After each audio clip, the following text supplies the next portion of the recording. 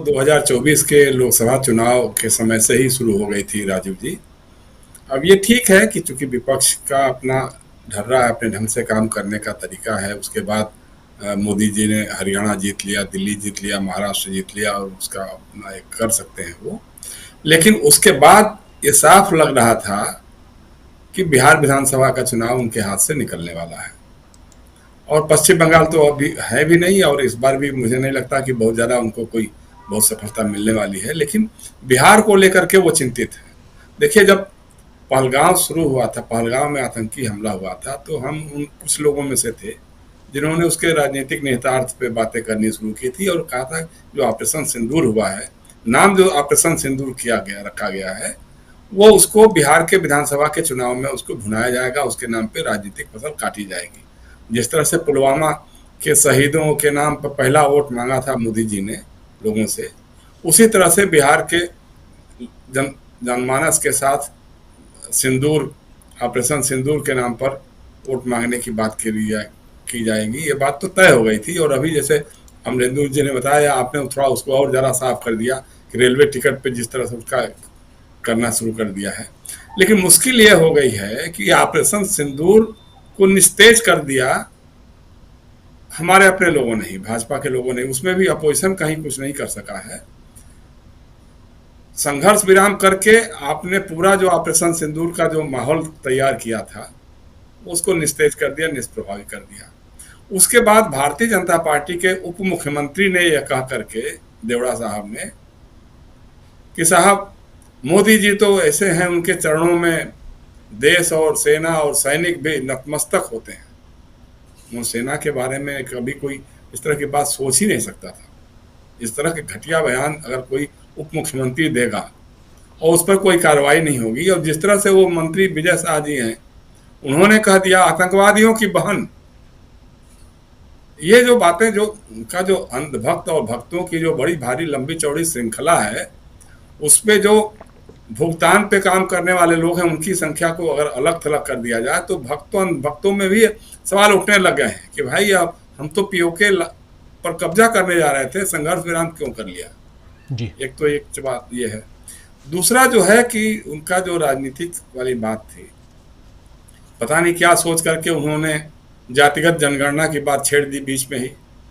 जब ये पहलगाम अटैक है उसके बाद में उनको लगा होगा कि शायद इसके नाम पे हमको कुछ वहाँ बिहार में मिल जाएगा। तो जो मिलना था वो तो नहीं मिल रहा है, जो मिल रहा था उसमें भी छिटक रहा है। अब ये भारी संकट उनके लिए ये हो गया है कि जो अंधभक्तों की जमात है उसमें से बहुत बड़ी संख्या जो है वो सवर्ण जातियों के लोगों की है। अब उनको लग रहा है कि यार ये तो मोदी हमसे भी दगा कर रहा है, हमारा साथ भी नहीं दे रहा। अब ये जातिगत जनगणना का विरोध करते थे लोग, सारे लोग, मुख्यमंत्री आदित्यनाथ से लेकर के भाजपा के तमाम बड़े नेता, संघ के तमाम लोग, कि ऐसे तो बंटवारा हो जाएगा, बहुत बड़ा विभाजन हो जाएगा और ये हो जाएगा।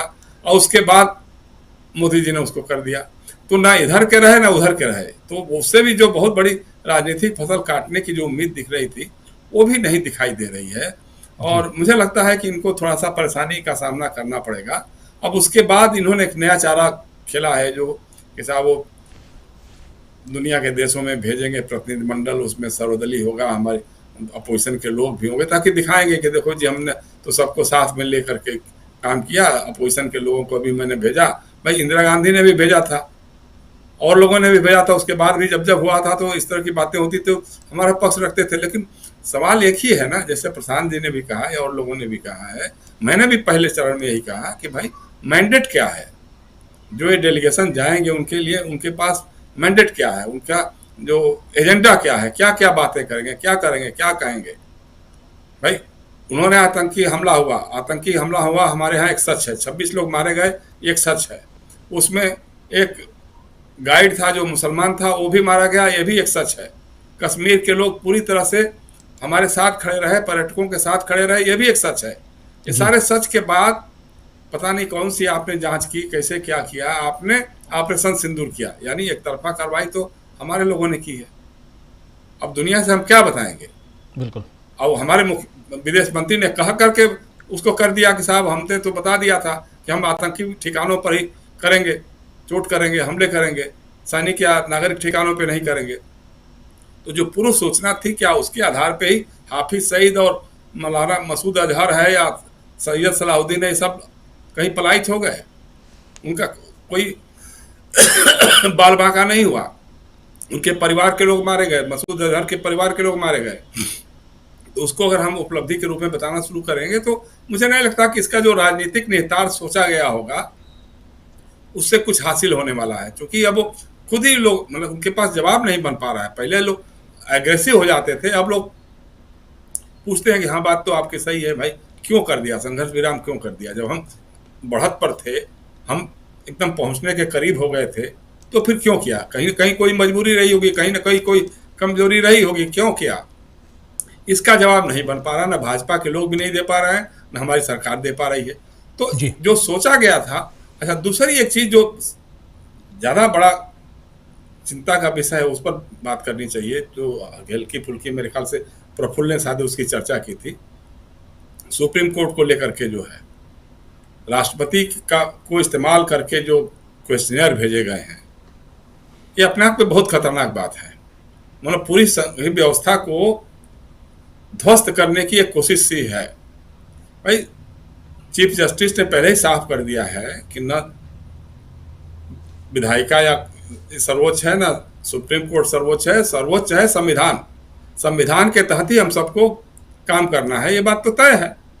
और जहां तक राज्यपाल और राष्ट्रपति की बात है, उनको ये अधिकार है कि कैबिनेट की तरफ से अगर कोई प्रस्ताव जाता है तो उसको वो अमान्य कर सकते हैं, कुछ दिनों के लिए रोक सकते हैं, लेकिन अनिश्चित काल के लिए नहीं रोक सकते हैं। और अगर वो वापस करते हैं, अमान्य करके वापस करते हैं और दोबारा कैबिनेट उसी प्रपोजल को भेज देता है, तो फिर मानने के अलावा उनके पास कोई और विकल्प नहीं होगा।